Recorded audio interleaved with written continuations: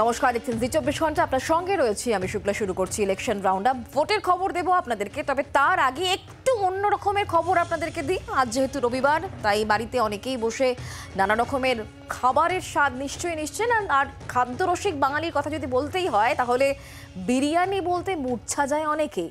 আর এই গরমে বরফ দেওয়া পানীয় প্রাণে বেশ আরাম দেয়, কিন্তু এই প্রাণ জোড়ানো মন ভোলানো খাবারই আপনার প্রাণ কেড়ে নেবে না তো? জি 24 ঘন্টার ক্যামেরায় উঠে এলো বিপদ সংকেত। কলকাতা মানেই অনেক রকমের স্ট্রিট ফুড, কলকাতা মানেই খাবারে নানান রকমের ভিন্নতা। বাঙালিকে এমনিকেই লোকে বলে ভোজন বিলাসী, কিন্তু পথে বেরিয়ে যে খাবার খাচ্ছেন সেই খাবার আদৌ নিরাপদ কি? আজ তারই সুলুক সন্ধানে রয়েছি আমরা জি 24 ঘন্টা।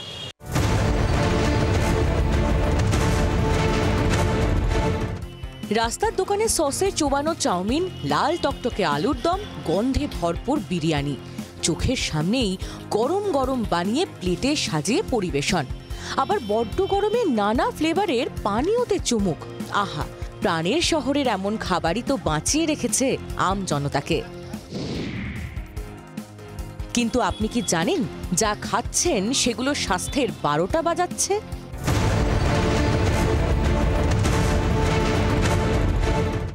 রাস্তার ধুলো বালি সব মিশছে খাবারে। যেখানে সেখানে রাখা কাটা সবজি, মাছি ভন ভন করছে। নোংরা বস্তার ভেতরে রাখা বরফ।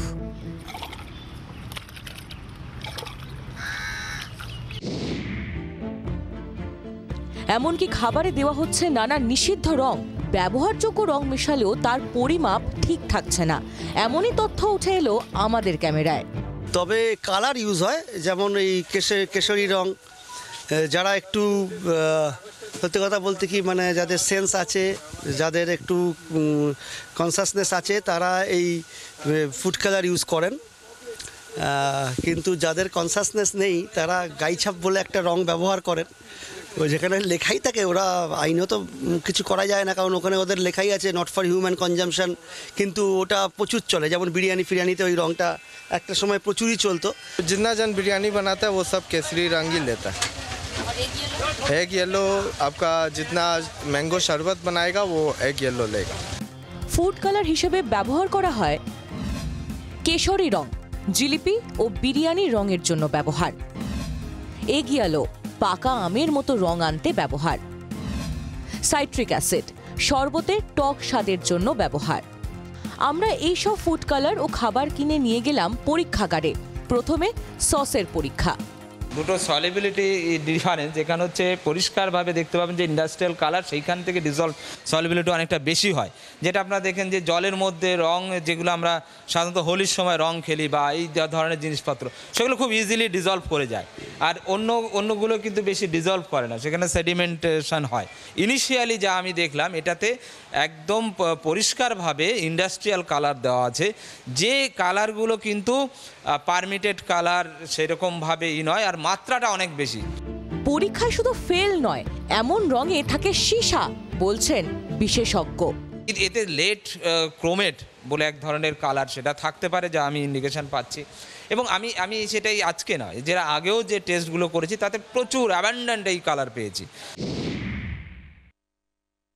এই জন্যই আমি সবসময় সবাইকে সাজেস্ট করি যে ওই ফ্রুট ড্রিঙ্কস বলে যেগুলো থাকে, এগুলো মানে আপনার ক্যাটাগরি আছে। যদি ফ্রুট জুস বলে কোনো বিক্রি হয়, তাতে তাও কিছু পরিমাণে মিনারেলস, ভিটামিনস থাকে, কিন্তু ফ্রুট ড্রিঙ্ক এইভাবে যদি লেখা থাকে, তো বাচ্চাদের প্লিজ খাওয়াবেন না।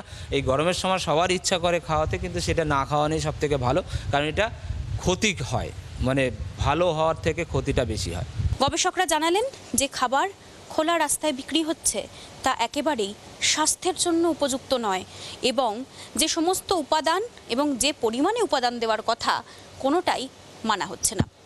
শিউরে ওঠার মতো এই তথ্য আপনাকে কতটা চিন্তায় ফেলবেন, এবং আপনি এরপর কি করবেন ভেবে দেখতে পারেন। জি 24 ঘন্টার জন্য ক্যামেরা দেবজ্যোতি দত্তের সঙ্গে মৌমিতা চক্রবর্তী, কলকাতা। বাংলার আওয়াজ, বাঙালির আবেগ, জি 24 ঘন্টা।